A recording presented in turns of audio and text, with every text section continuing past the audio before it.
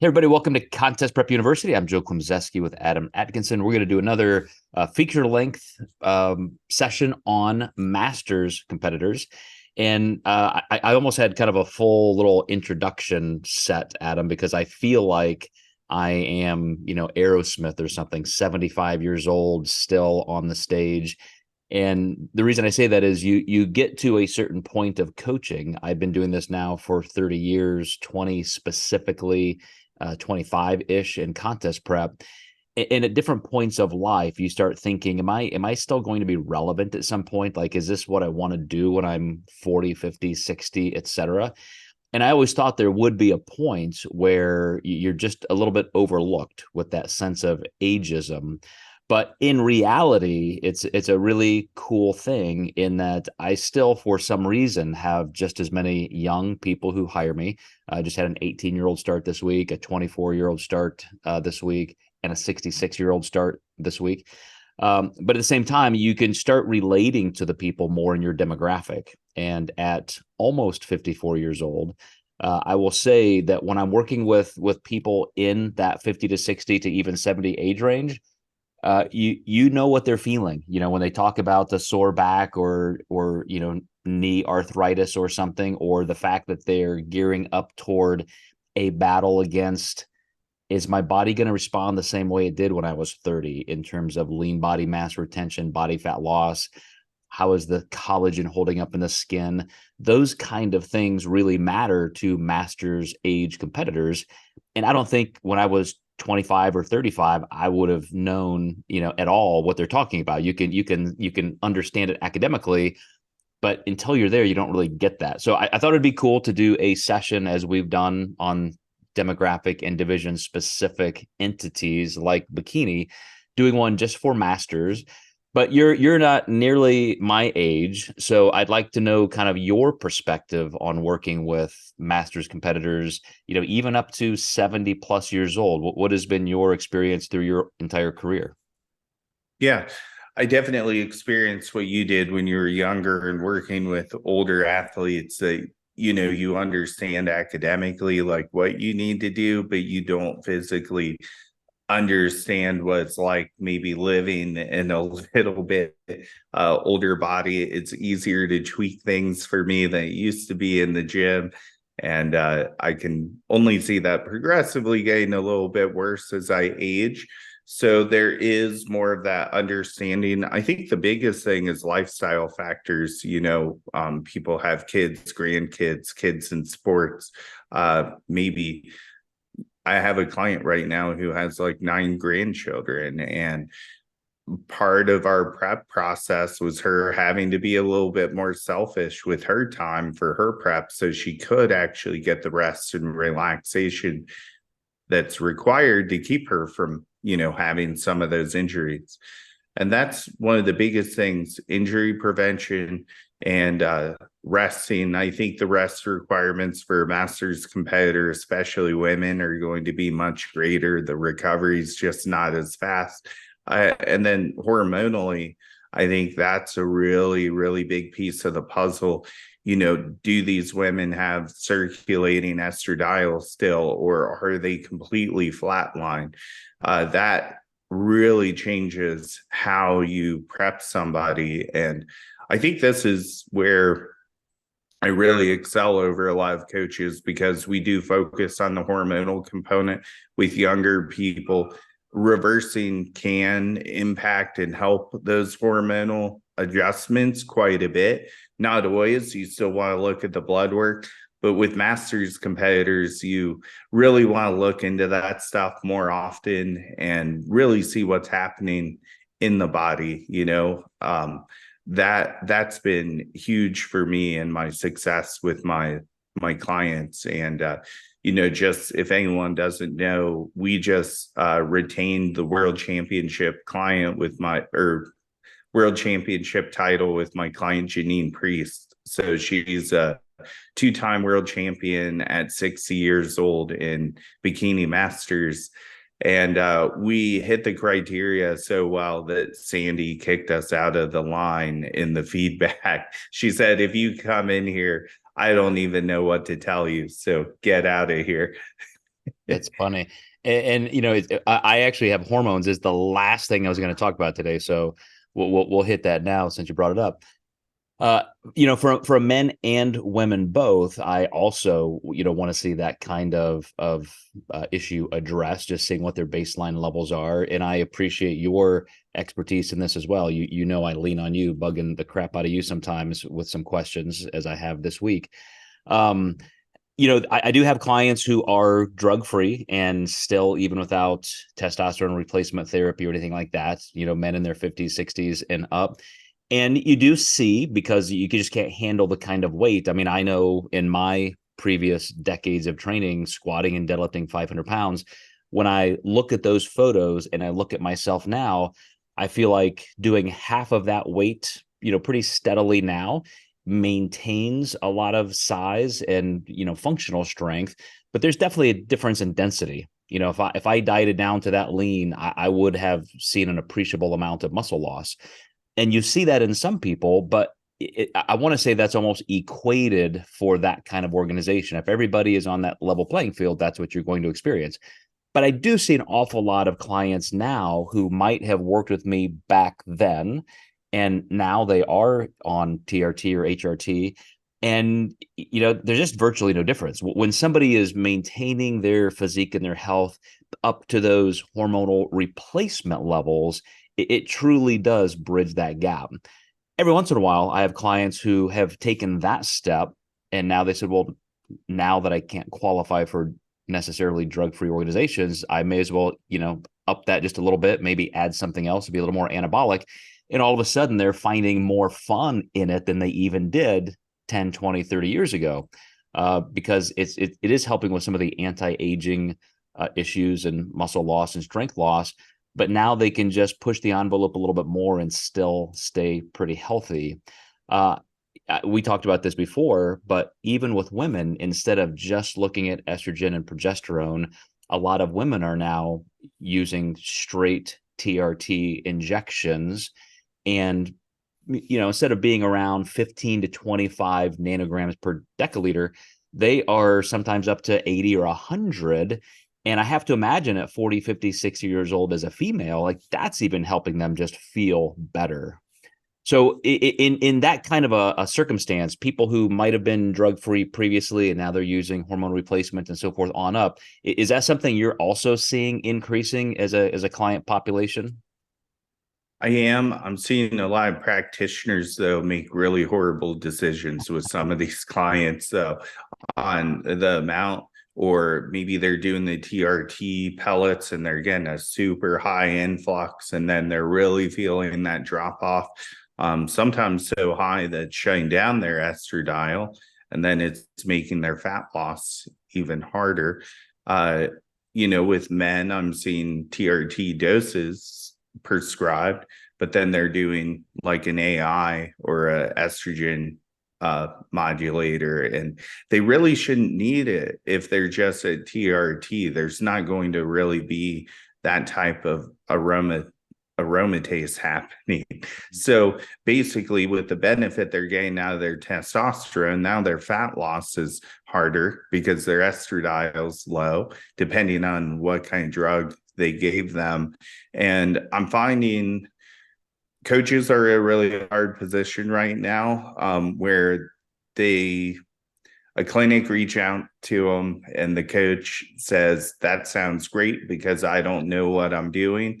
Well, the clinic doesn't know what they're doing either. Now the client's really backed in a corner.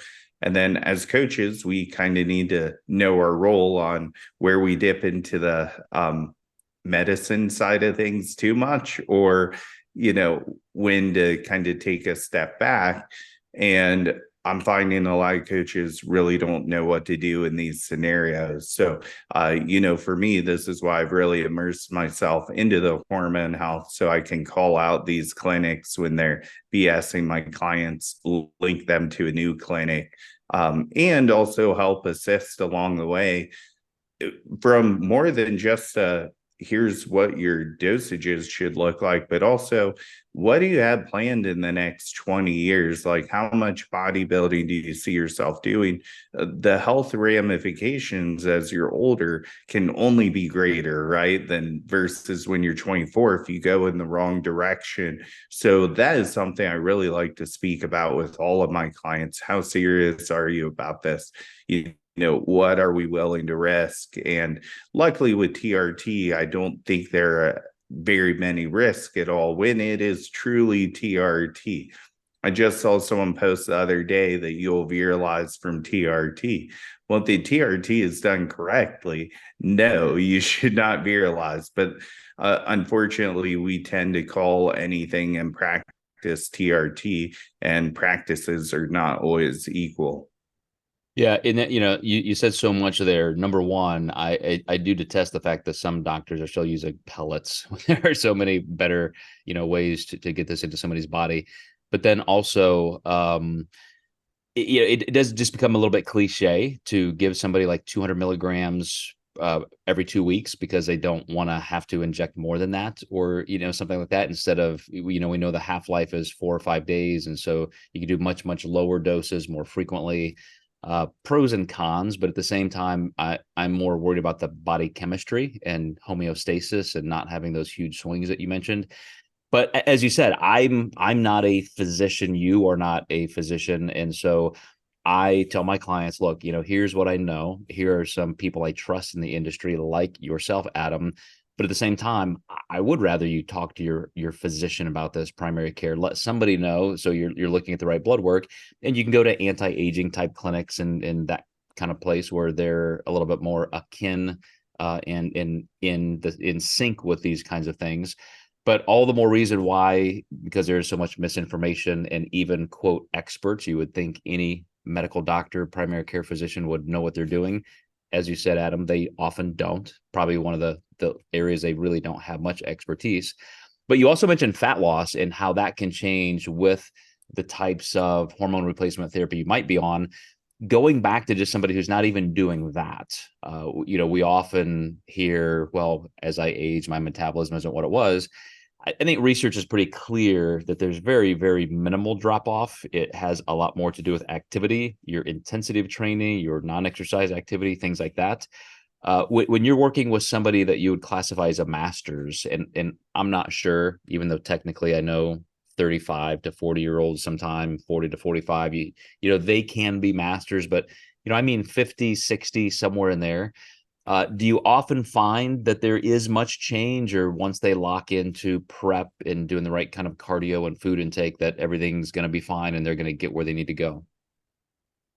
That's a great question. I think with some people it's minimal, and then you get people, and like you said, calories in, calories out. I do find some clients really limit themselves once they find out they're hormonally lower. They just immediately say, I can't anymore. And that's not necessarily the truth.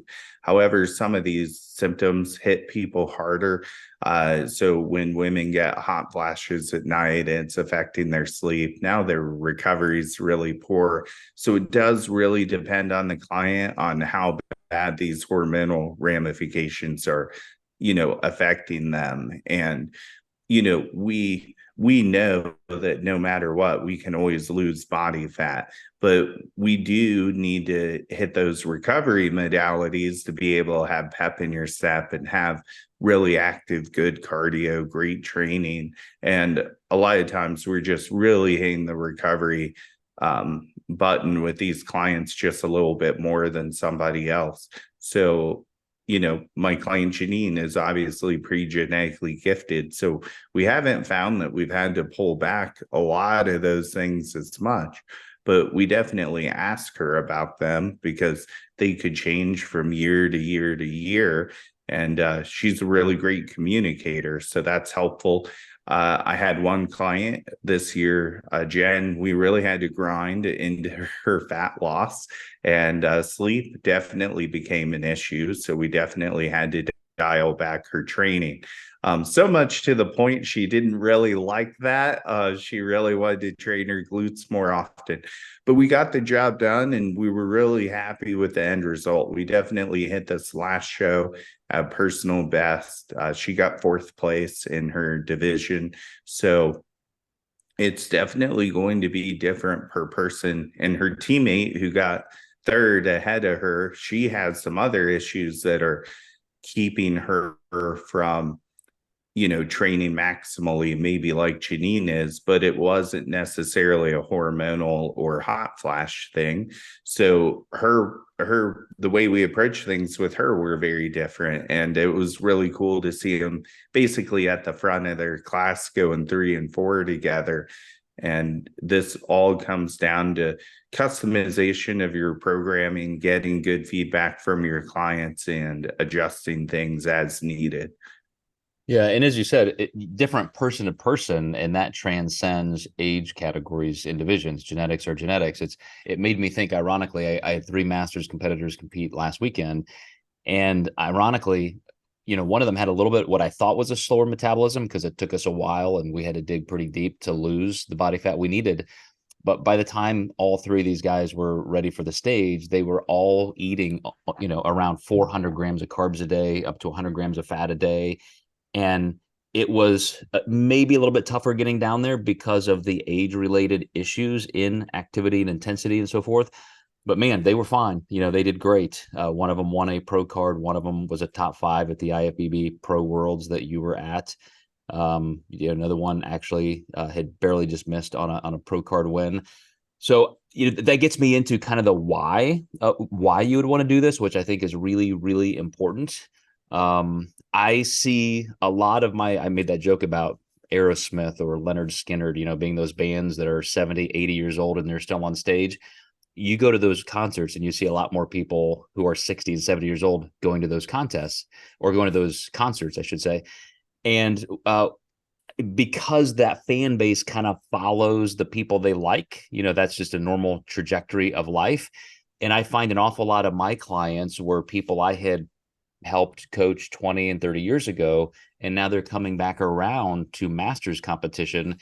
And it's always interesting to me to understand, why they're doing this. Sometimes it's just like, hey, man, I kind of left this on the table to raise my family, and now it's me time again, and I still have that competitive fire. It's fun. It's a hobby. I want to see what I can do. Others, it's a nice little challenge. Like I want to get back in that condition. I let myself slip a little bit, and I'm going to use this contest as external motivation. But some of them, I feel, on the negative side, Adam, it's just they feel like it's the identity they just can't let go of, and they just compete year after year after year after year, and it's never enough to just say that was a part of my life and let that go. So, of course, I'm leaning into the fact that if it's a positive, fun thing for you, you want the challenge, it helps you stay in your best shape, fantastic. Let's do that. I just want to make sure that we mention for people who are competing into their master's years and they feel like it's an obligation, people expect them to, they will be somewhat less than if they hang it up.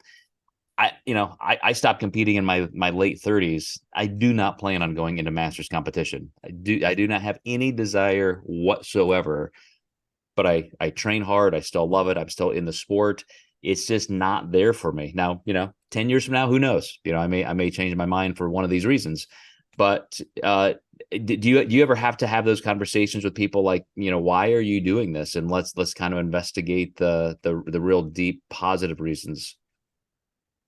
With age comes experience and wisdom. With my master's, not as much. And one thing that really stood out about Janine is during her interview with Jim Mannion, she said, like, thank you to my friends who are here. And, I got to eat dinner with her and her competition friends who I've met many times. And it just reminds me of my mom who played in a golf league. And those were the people she hung out with. And, when I got home, my wife had asked me, like, what do you think makes people do it when they're 60, you know? And I said, honestly, the group of friends she's accumulated from this, I wish everyone could experience from a competitive standpoint. And I think it takes time and wisdom for that to happen. Because I had to ask myself, how has she met these just such amazing people in this industry? And it really does come with wisdom. And, you can just see the chains of people that she talks to. And man, if you ever get a little bit burnt out on bodybuilding or feel like the industry's horrible, or just, you maybe feel like you're around some negative people, just go to a master's competition and it's completely different. I really urge everyone who's maybe struggling with the industry, go to a master's show. It's 1000% different than any other age group. I'm so glad you brought that up. I was going to say that a lot of my clients who compete in their 50s and 60s, it is just a different mindset. They take losses better, and it's just a step along the way. And, that wasn't necessarily the single reason they were doing this. It is to be part of the community. It's for the health challenges, the ongoing athletic pursuit. So that's just incredibly well said, Adam. I think there is just a better level of gratitude that they're even able to be there and do that. One last thing, you had mentioned this earlier with injuries and so forth. And I mentioned that, there is certainly a cost to the highest level of lean body mass you can gain without any kind of performance enhancing support. But I also have to say it's sometimes surprising that somebody who's using a little bit less weight, or maybe they can't squat anymore, and so they're more on a leg press or a leveraged, belt squat kind of thing, because of just direct muscle stimulation, being the main factor that, what you're doing between those Z lines and the sarcomeres and creating that actual force production. You can find a way with some injuries or some arthritic joints in here and there to maintain an awful lot of muscle mass. And this even goes beyond competition, just for your own health and longevity. Some of the things you thought you wouldn't be able to do, you find some substitutes for. Just from that orthopedic standpoint, how much do you think that is a factor for masters? I mean, how many competitors do you know that just innately have things they know they can't do and they're okay with that, and they find other methods? Yeah, there's definitely a higher notes section for my clients on things they can't do with their training. But the truth is, if you don't use it, you lose it. And it may not be what we find, on paper, on research, being the best exercise program. You have to get those modifications in there. I have a girl with a pretty significant shoulder issue. We've actually incorporated some partial movements to stimulate the shoulders. And I feel like not only have we maintained size, we've actually grown a little bit. And it's just tweaking those things specifically for those people based around what they can do, and sometimes even what they like to do. If they can't squat, maybe find a replacement for that, maybe a box squat, or something that is similar that doesn't cause them pain. Yeah, totally agree. I'm gonna wrap it up here, Adam, and just say it's strange. Like I said, in a week I turned 54, and I still remember being 11, 12 years old, starting to lift weights for the first time. And you think at different stages of life, you can forecast and predict where you're going to be and how life is going to end up. And it's just never going to be what you think. But one of the most fundamental parts of my life is I have always been movement based like that. I love sport, athletics. I love being strong and active and functional and mobile. And it's still there, and it's great. And like you said, some modifications, some things you have to work around a little bit.